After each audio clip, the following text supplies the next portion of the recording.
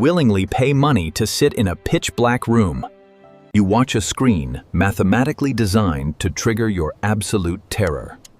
Your heart rate spikes. Your palms sweat. Your breathing becomes shallow. Your body is experiencing genuine, measurable, biological panic. And when the lights finally come back on, you just smile. You call it entertainment, but that contradicts millions of years of evolution. Because an ancient nervous system designed strictly to keep you alive should never actually enjoy the sensation of being hunted by a predator. Most people assume the answer is just about the adrenaline rush. We say we like the thrill, or the relief when it ends. We treat it like a simple chemical glitch in the modern brain. But that answer is far too small. Adrenaline alone does not explain why we actively seek out our own nightmares. Stranger part is what your body is actually trying to protect. The modern explanation is visible. The older one is deeply buried. To understand why you enjoy being scared, we have to look backward. For hundreds of thousands of years, fear was never a recreational feeling. It was a brutal physical boundary between life and death. If the tall grass rustled at night, you did not investigate. The humans who stayed curious did not survive to become your ancestors. Your ancestors were the ones who panicked and ran without thinking. Fear was an incredibly expensive alarm system for the human body. It drained physical energy, halted digestion, and flooded the blood with cortisol. It was a desperate, painful state of emergency. So why would the brain ever reward you for deliberately triggering it? The first clue is older than human language. Look at how almost all young mammals naturally play in the wild. Wolf pups violently stalk each other. Kittens pounce from the shadows.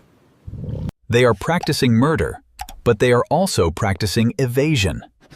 Evolution built a powerful reward system for safely practicing survival. Because an animal that has never faced a simulated threat will simply freeze when a real predator finally steps out of the dark. Psychologists refer to this concept as threat simulation theory. Evidence points toward our nightmares serving a highly specific biological purpose. They silently force the brain to rehearse worst-case survival scenarios. When you watch a horror movie, you are doing this while awake. Your conscious brain perfectly knows that you are sitting on a couch.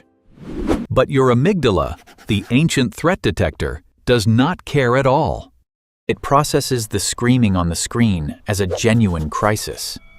But the prefrontal cortex immediately steps in and holds it back.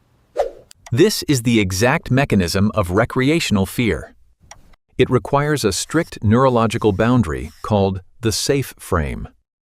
The amygdala hits the gas pedal, flooding you with raw survival energy. The cortex hits the brakes, whispering to the body, "You are safe." When the intense threat resolves without any actual physical harm, the brain releases a massive wave of dopamine and endorphins. It is not rewarding you for being scared. It is heavily rewarding you for successfully surviving. And then the science gets even stranger. Researchers studying visitors at extreme haunted houses noticed a hidden biological pattern. When groups of people undergo controlled, intense terror together, their brain waves and heart rates actually begin to physically synchronize. The intense fear acts as a powerful, ancient social glue. In ancient times, surviving a predator attack bound the vulnerable tribe together. Today, a towering roller coaster utilizes that exact same ancient wiring. It tricks your body into deeply bonding with the screaming stranger next to you. Now compare that older survival logic with our modern daily life. We live in the safest physical environments in all of human history. The ancient physical predators are completely gone. But the sensitive biological alarm system is still plugged in. Without real physical threats to process, the alarm quietly turns inward. It attaches to unpaid bills, digital emails, and modern social expectations. This is the biological root of modern anxiety, a survival system spinning violently out of control in an empty room. This is precisely why horror movies and thrill rides feel so incredibly good.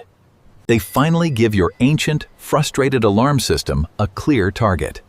They take abstract, invisible modern stress that you cannot fight, and they temporarily turn it into a physical monster you can plainly see. For 2 hours, you are not worried about your financial future. We often worry about things we cannot see. You are only worried about what is hiding in the shadows. Recreational fear acts as an essential biological pressure valve.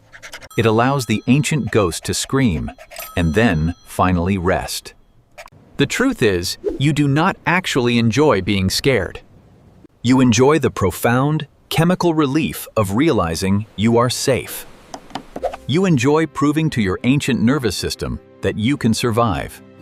Every time the terrifying roller coaster pulls safely back into the bright station. Every single time the credits finally roll on a violent slasher film.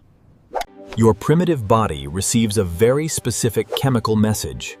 The terrible threat is gone, and you are still alive. It is the oldest, most important victory our species has ever known. So the next time you pay money to be utterly terrified, notice the heavy feeling in your chest when the lights come back up. That deep, settling calm is not a random modern accident. It is the quiet ghost of an ancestor surviving the long night. We constantly invent fictional monsters because we already conquered the real ones.